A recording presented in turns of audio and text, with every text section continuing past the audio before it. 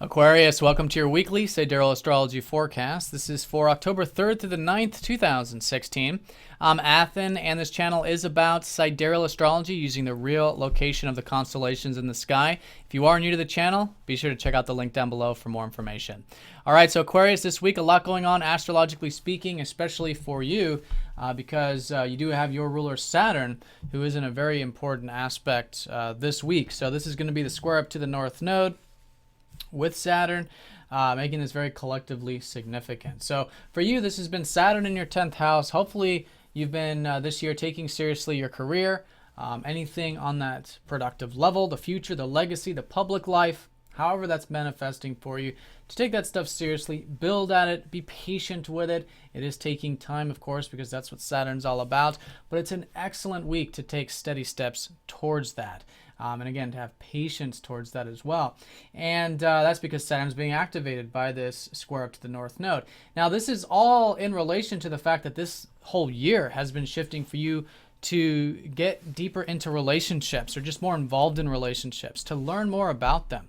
You know, the importance of give and take, the importance of cooperation and harmony and working with others, and just all in all, cultivating new and existing relationships. So again, it's a great week for that as well. And because it's a square, of course, it's good to challenge ourselves with that.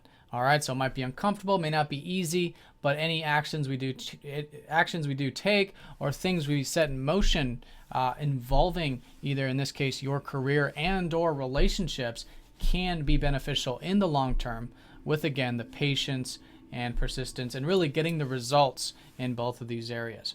All right, so that's going to be the most important thing this week, but we do have a lot of other things going on. Venus sextiling up to the North Node on Monday, suggesting a bit of flow with that, maybe a bit of harmony there with the life path and maybe with those relationships on Monday. One nice thing about Venus is that she's coming out of debilitation in Virgo, so she's going into your 9th house of Libra, where she's in dignity, which is a bit enjoyable for the adventurous side to life. Things like going for a walk, nature, some of you may be traveling, philosophy, spirituality, higher learning, university, anything that expands your horizons can be very enjoyable with Venus here for the next few weeks.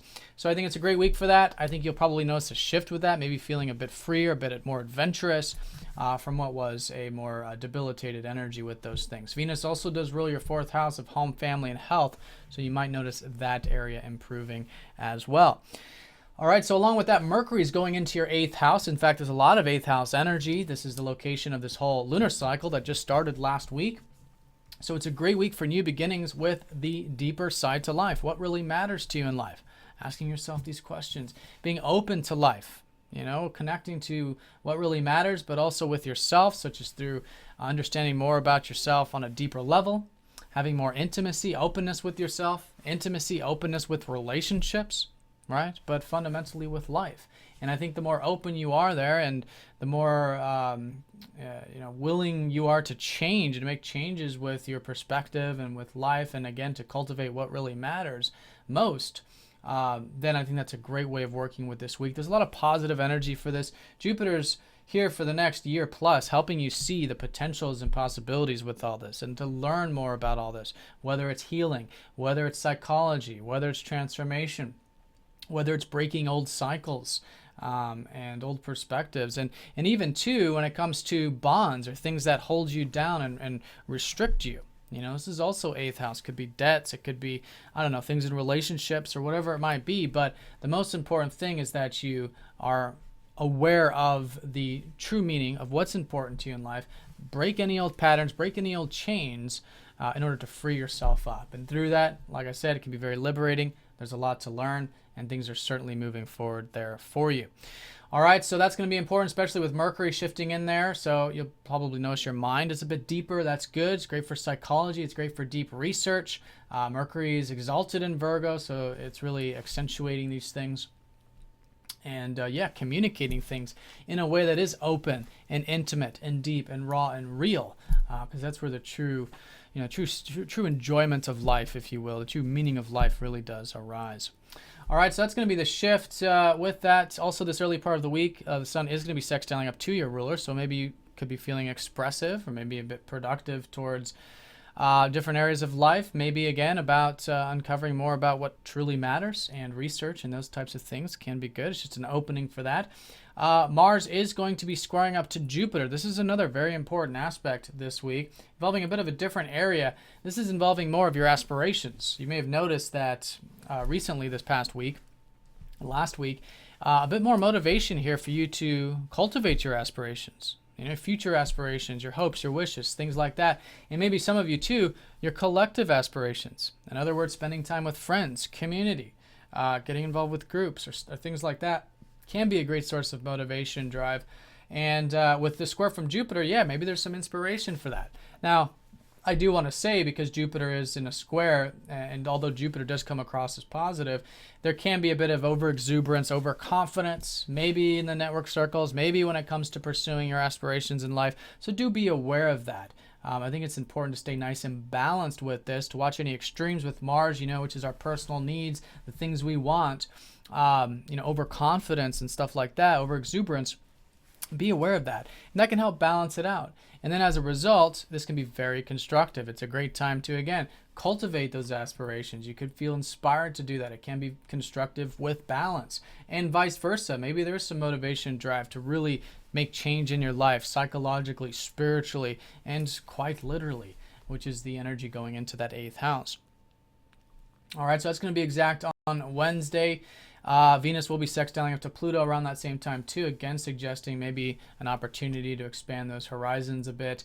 And going into the weekend, the Sun will be squaring up to Pluto, also suggesting this transformation and change, because it's aspecting up to the 8th, but also because that's what Pluto is all about.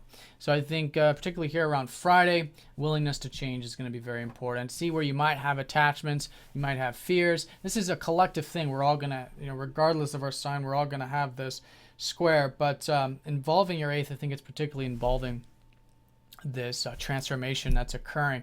And so detachment, in other words, being okay with things turning out maybe in a way that we don't expect them to, or that we don't want them to. It's good to be open to different outcomes, right? Instead of trying to control things or have things be a certain way, because that's really when Pluto rears his ugly head, and it can be nasty, it can be intense. But as we detach, we're open to change. We're not concerned with how things turn out, so to speak. Not that we're not concerned about the things themselves, but we're not concerned about how they turn out. In the future, it's a future projection that can liberate us, that can free us up. And I think that's, again, a great way of working with this, particularly Friday, I would say, with this Sun squaring up to Pluto. All right. So that's the week in a nutshell. Definitely emphasizing the Saturn squaring up to the North Node, which is, again, the slow and steady steps towards the productive life. It's involving your life path right now, with patience with all this, and also your relationships. This is really where things are pushing you towards. So developing those one-to-one connections, learning more about cooperation, harmony, all that good stuff is really giving you that sense of purpose right now at the moment. All right, so Aquarius, have a fantastic week. Thank you for watching, and I'll see you all next week.